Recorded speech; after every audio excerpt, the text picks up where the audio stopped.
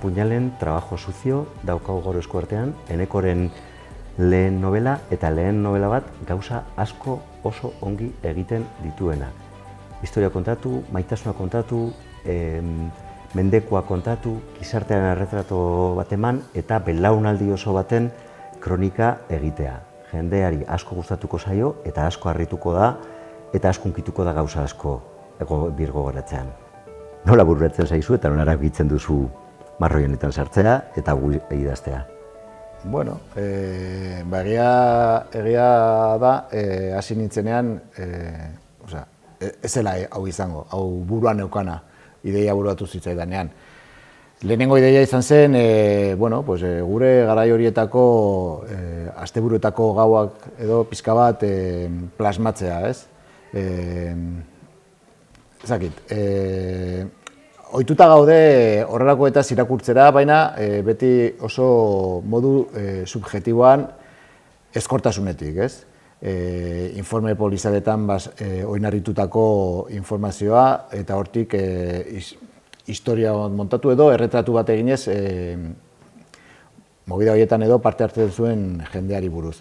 Orduan, pentsatu nuen interesgarria izango litzatekeela, dokumentu historiko bezala edo, egitea beste ikuspuntu batetik, ez? Barnetik, nolabait esatearen, ez? Eta, lehenengo ideia izan zen komiki bat egitea. Komiki bat egitea, hori ere, azkenean ideia hori bertan bera geratu zen, ez nuelako ikusten ze bilbide izango zuen, halako akziozko marrazki batzuk bakarrik egitea, ez? Behar nuen historia bat horri eusteko. Eta ez zitaidan historia bat bururatzen asteburu batean gertatuko zenik edo gau batean, ez? Halako zerbait.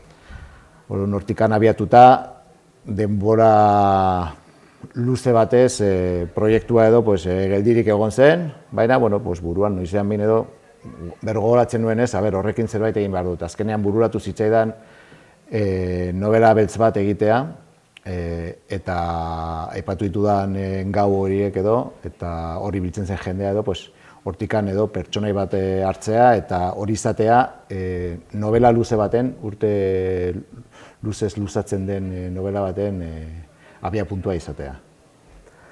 Askotan literaturan gertatzen da, jendeari ez hainbeste, baina kritiko literarioi askotan bai ez dutela ondo bereizten zein den liburu baten gaia eta zein den beste guztia. Liburu baten gaia ezin da, ez insumizioa, ez kale borroka, ez beste zer izan, egon daiteke atzetik. Genero beltzaren hautaketak beste hautaketak martxan jarri zituen. Genero beltzak badauka berezkoa du eta pixkat gizartearen kritika bat egitea edo pixkat beti izan da gizartean eustalkeriak ateratzeko kontu bat. Ikusi zenuen novela beti genero horretan edo beste aukera baten bat baliatu ikusi zenuen hau egiteko? Ikusi nuen, hasieratik erabaki nuen hori, novela edo eleberri beltz bat egitea, ikusten nuelako, zuk aipatu zuen hori, ez? Gai sozialak edo, horrelako salaketak edo, gure inguruan edo, gizartean dauden gai ilunak edo, mahai gaineratzeko dokan ahalmena, ez? Eta horregatik, aukeratu nuen, pertsonaiak izan behar zuen ibilbidean, inguruan edo, pasatzen zen lekuetatik edo, salagarria den gauza asko, mahai gainean jartzea. Noski, protagonista dauka, ideologia politiko konkretu bat, eta horrek ere markatzen du liburu osoan zehar kontestu politikoa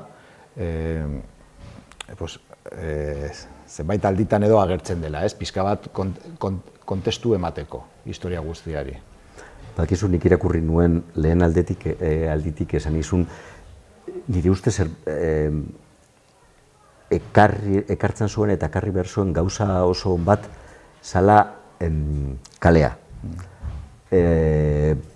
Jende asko nik uste dut animatzen da novela beltza idaztera genero bat delako eta arau batzuen baitan egin daitekelako. baina niri behintzat askotan iruditzen zait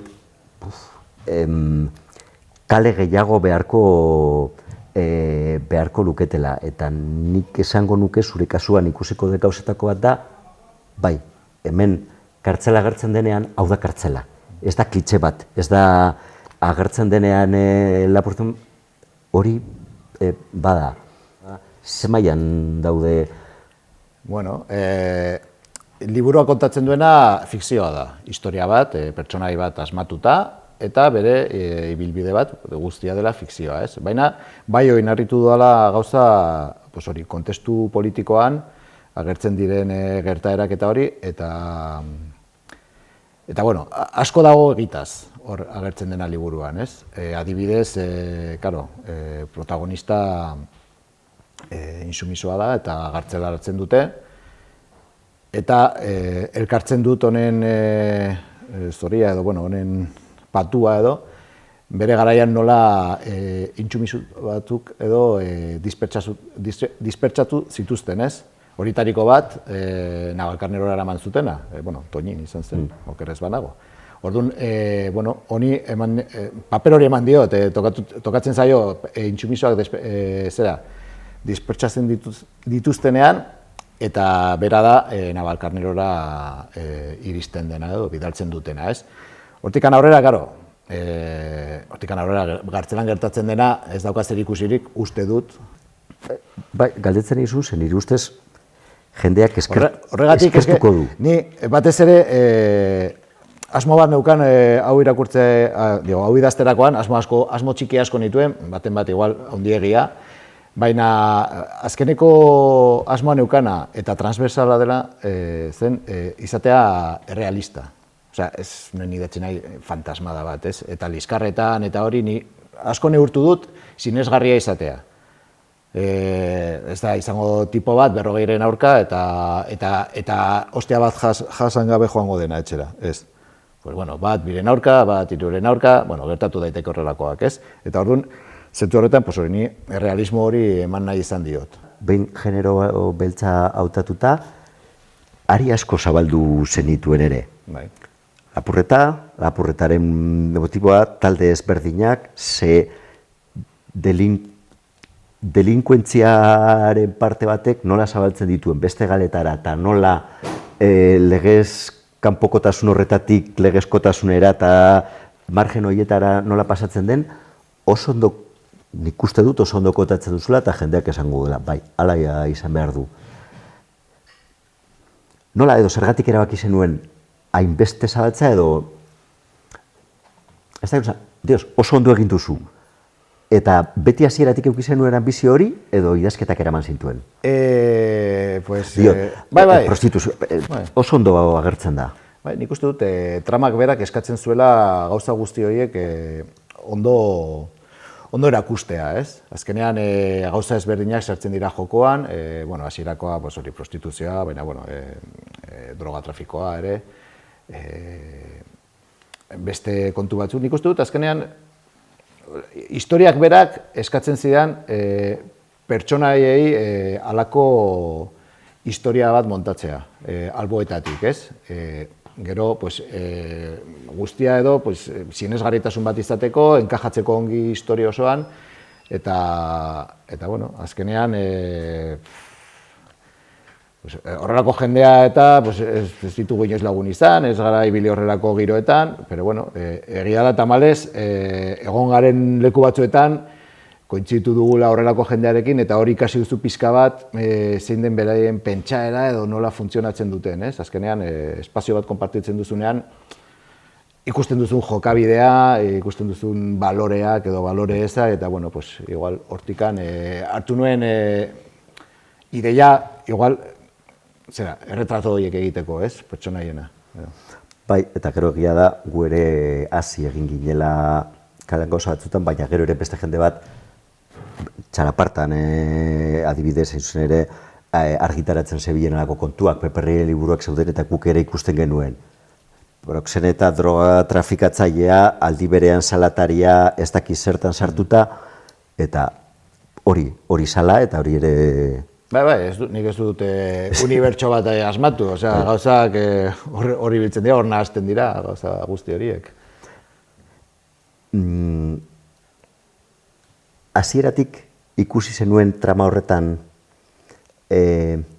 trama pentsatu zenuenan amaiera zein zen, nahiko argia dagoela, ez azken estenari buruz gero hitzen godu, asko gustatzen zaidala baina. Nola eraman nahi zenuen, bai bazenekiela, mugitu zenuen pixka bat, edo... Kontua da, karo, nik egin nuen hasieran, ja denbora Frankon eramala buruan ideia heltzen edo, eta, azkenean egin nuen eskematxo bat, eta, egin nuena izan zen, atalka, ez? Ze atalak izango zituen, eta atal bakoitzean zer kontatuko zuen. Karo, hori gero ja, ez dakit, joan nintzenean lantzen, karo, hasten nintzen, eta igual, hemendikan joatea balin bazen hasierako asmoa, karo, liburuak hemendik eramaten ninduen, ez? Orduan badira gauza asko, aldatu direla, gauza batzuk kendu, beste batzuk aldatu, gehitu. Egia esan, bere bizitza propioa hartzen du liburuak, ez? Behin hasten zarela lantzen, sakonki ja, hori, zer horretan, ez? Eta azkenean, bizitza propioa hartzen du, eta igual ez doa zuk hasieran uste zenuen bidetik, ez? Beti aldentzen da pizka bat, edo ematen dio garrantzi gehiago zabati. Beharrezkoa ikusten duzu beste fronte bat zabaltzea, gauzak ongi justifikatuta egoteko. Espero ez zenuen bide horietatik, zeiekin adibidez geratu zara posiblea. Begira, hasieran ez nuen pentsatu ez daki zer, eraman ninduen eta uste dut ondo gelditu dela ari hau. Nik uste dut... Bada ari bat agian ematen duela funtsik ez duena edo zer dela eta, ez? Zer dela eta neska batekin hasten denean eta historia guzti hau zertara dator, ez? Eta, egia da gero horrek ematen diola amaieran edo, ematen dio ahalmena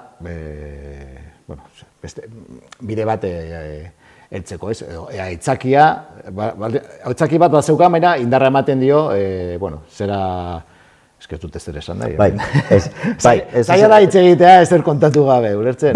Badakizu amaierako eszenaren oso zalea naizela. Uste dut liburu honek usten duten sentsazioetako bat da, ez da, kristo, liburua irakurri dut, nik askotan ikusi dut jendeari. Liburu bat gustatzen zaizunean, gehiago nahi duzu. Edo norbait alkatzen diozuna liburu hau, batzutan kaltzen zute. Badago beste halakoren bat, eta liburu bat amaitu eta beste bat azteko gauzten zaitu. Uste dut zure ere halakoa dela. Amaierako estena, hasieratik pentsatua zeneukan, edo berez eraman zintuen, ez dakit, azken esango genuken bezala momento bajo el sol horretara. Egia esan ez dakit hori hasieratik, badira beste esena batzuk hasieratik garbi nituenak, baina azkenekoa nik uste dut, ez dakit, bideak eraman ninduen, araino ez, behin bukatu beharrezkoa dena, nola ematen diozu amaiera ez, eta, era, ez dakit, txukun edo, ez dakit, un guiño, a cierto cine, edo, eta, bai. Bale, azken galdera bat, nik ikusi dut bertsio ezberdinetatik nola geroz, ez bakarrik novela nola geroz eta hobea zen, baizik eta zuk nola geroz eta gehiago idatzi, geroz eta hobeto idazten zenuen.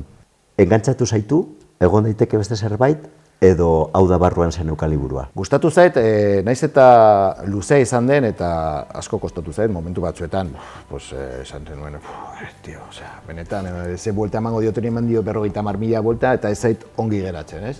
Gero hemendik aurrera zer? Hemendik aurrera lasaitasuna, eta egia da, liburu honek baditu ari batzuk, non egon daiteken aukera edo, zer jarraitzeko, baina, ez dakit.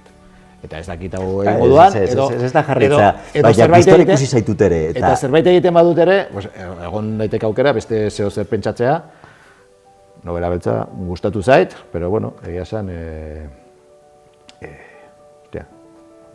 lan handia hartu dute, orain nahi dut, pentsat honetaz, atxeden hartu.